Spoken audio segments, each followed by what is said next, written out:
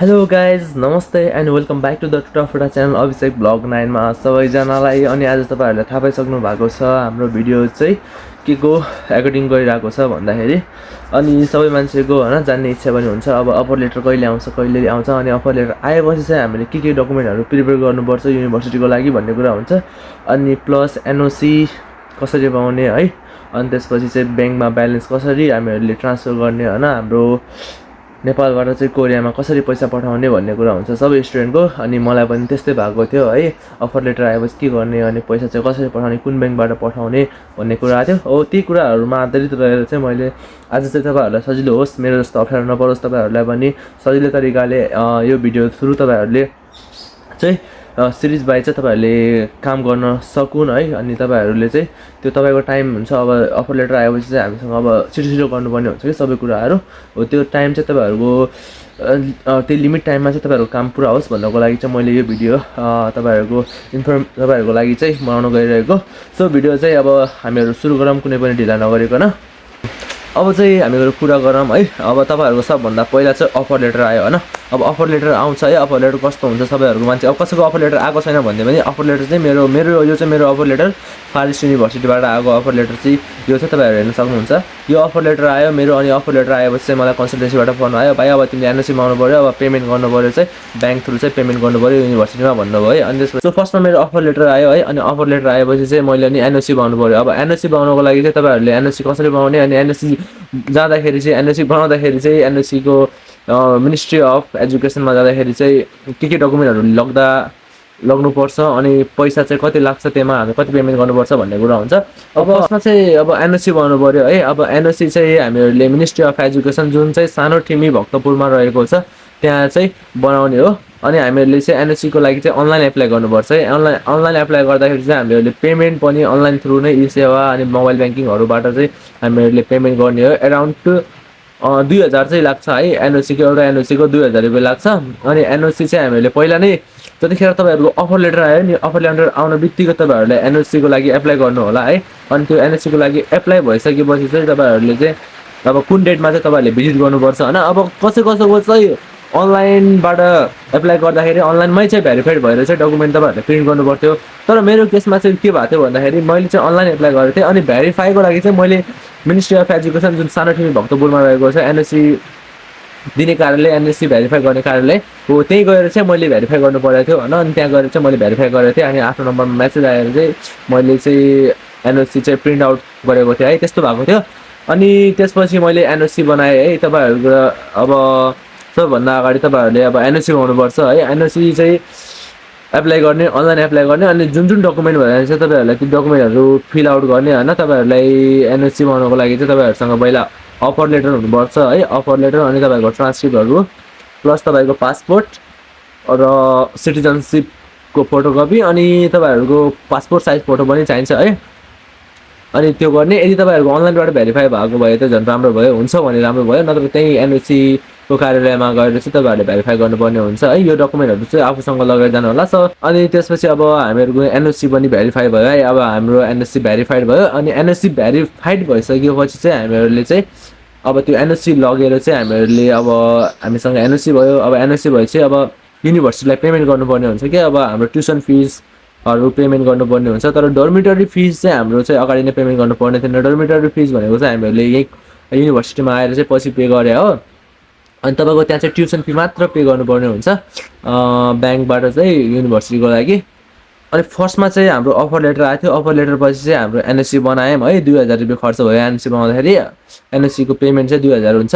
अनि त्यसपछि चाहिँ अब ब्याङ्कमा चाहिँ हाम्रो एकोर्डिङ टु द अब कति छ हाम्रो अफर लेटरमा चाहिँ हाम्रो कुन कोर्सको लागि हो अनि कति चाहिँ हाम्रो ट्युसन फिस छ भन्ने कुरा हुन्छ। त्यही अफर लेटर लगेर अनि एनओसी लगेर चाहिँ हामीहरूले ब्याङ्कमा जाने, ब्याङ्कबाट चाहिँ पैसा तिर्ने हो। अब आयो हाम्रो कुरा चाहिँ अब एनओसी पनि भयो अनि अफर लेटर पनि छ हामीसँग है। अनि त्यो चाहिँ अब कुन ब्याङ्कबाट चाहिँ पैसा तिर्दा सजिलो होला, पैसा चाहिँ करेन्सी चाहिँ हामीहरूले युएसडीमा नै पे गर्नुपर्छ कि कोरियामा चाहिँ वनमा पे गर्नुपर्छ। अब हाम्रो केसमा चाहिँ हामीहरूले वनमै पैसाहरू पे गर्थ्यौँ। मोस्टली केसमा चाहिँ हामीहरूले कोरियन करेन्सीमा चाहिँ हामीले ट्युसन फी चाहिँ पे गर्नुपर्ने हुन्छ। सो अनि म त्योको लागि चाहिँ तपाईँहरूलाई चाहिँ म सिद्धार्थ ब्याङ्क रेकमेन्ड गर्छु होइन। सिद्धार्थ ब्याङ्कबाट चाहिँ मजाले भएको थियो। अनि सिद्धार्थ ब्याङ्कमा जाने आफ्नो ट्रान्सक्रिप्ट सर्टिफिकेट अनि प्लस एनओसी अनि त्यसपछि आफ्नो अनि के अरे अफर लेटर, त्यो अफर लेटरहरू लगेर जाने है। त्यो अफर लेटरहरू लग्ने अनि त्यसपछि ब्याङ्कमा जाने आफ्नो भन्ने यसो हो। अनि चाहिँ हामीले ट्युसन फी पठाउनु पर्ने रहेछ कोरियन वनमै हो पठाउनु पर्ने। अब सिद्धार्थ ब्याङ्कबाट मात्र पठाउँछ है। अब राष्ट्रिय वाणिज्य ब्याङ्क अरू ब्याङ्कमा कुमार ब्याङ्कबाट मैले पनि बुझेको थिएँ, त्यो ब्याङ्कबाट चाहिँ कोरियन करेन्सीमा चाहिँ हाम्रो ट्युसन फीहरू चाहिँ पे हुँदैन थियो। तर अहिलेको केसमा चाहिँ के छ मलाई पनि थाहा भएन है। अनि सिद्धार्थ ब्याङ्कमा जानु होला। अनि तपाईँहरूको त्यो अफर लेटरमा पनि स्कलरसिपहरू हुन्छ अनि कति % स्कलरसिप पाउनु भएको छ त्यो स्कलरसिप हुन्छ। अनि स्कलरसिपको फुल पेमेन्ट हुन्छ, फुल अब टोटल ट्युसन फी हुन्छ।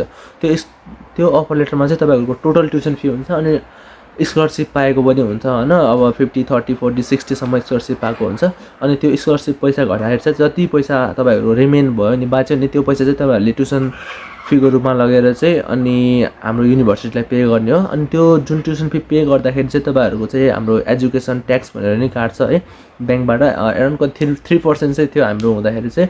जस्तो तपाईँ 2 लाख तिर्नुभयो होइन, तपाईँको 2 लाख ट्युसन फी छ स्कलरसिप पाएर भनेपछि चाहिँ जति स्कलरसिप पाउनु भएको छ नि स्कलरसिप पाएर अनि जति पैसा तिर्नुपर्ने छ त्यसमा मात्र एजुकेसन ट्याक्स लाग्छ है हाम्रो। अनि अरू त्यति हो। अनि तपाईँहरूले अब ट्युसन फी पे गरेपछि चाहिँ अनि ब्याङ्कले चाहिँ अलि ब्याङ्कमा चाहिँ तपाईँहरू कि ब्याङ्कमा चाहिँ तपाईँहरू छिटो जानु होला है। ब्याङ्कमा जति छिटो गयो तपाईँहरूको काम त्यति नै हुन्छ। अब 10 बजी खुल्छ ब्याङ्क होइन, 10:30 बजीतिर पुग्ने गरेर चाहिँ जानु होला। अनि त्यहाँबाट चाहिँ तपाईँहरूको कामहरू सुरु भएपछि चाहिँ अनि छिटो ट्युसन फी पे भएपछि उताबाट नि तपाईँहरूले रिसिप्ट हुन्छ नि त, जुन अब पेमेन्ट गरेको रिसिप्ट चाहिँ तपाईँहरूले छिटो पाउन सक्नुहुन्छ। अनि मेरो केसमा चाहिँ मैले चाहिँ अहिले अर्को दिन पाएको थिएँ रिसिप्ट होइन। अनि पहिले यहाँबाट ब्याङ्कबाट पैसाहरू सबै पठायो अनि उताबाट रिसिभ गरेको जुन यहाँबाट पठाएको पैसाको जुन रिसिप्ट हुन्छ नि पेमेन्ट गरेको रिसिप्ट हो त्यो रिसिप्ट चाहिँ मैले अर्को दिन आएर चाहिँ लगेको थिएँ। अनि त्यही रिसिप्ट चाहिँ अनि तपाईँहरूले कन्सल्टेन्सीलाई गएर दिने होइन।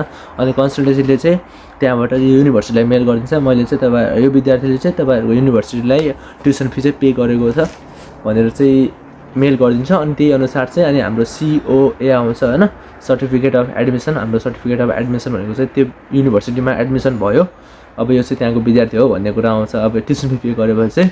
सो त्यति नै हो गाइज। अनि बिचमा चाहिँ अब त्यस्तो केही पनि छैन है, त्यति नै हो हाम्रो प्रोसेस अफर लेटर आएपछि भनेको। अनि फर्स्टमा अब एक्चुअली म सरर भनिदिन्छु तपाईँहरूलाई फेरि सजिलो होस् भनेर चाहिँ। फर्स्टमा हाम्रो अफर लेटर आयो होइन। अब अफर लेटर आएपछि चाहिँ फर्स्टमा हामीले NOC को लागि एप्लाई गर्नु पऱ्यो होइन। NOC को लागि एप्लाई गरिसकेपछि चाहिँ अनि त्यो NOC पनि हामीले पाउँछौँ होइन, दुई दिनमै 1 दिनमै सम्मसँगै पाउँछौँ हामीहरूले एप्लाई गरेको।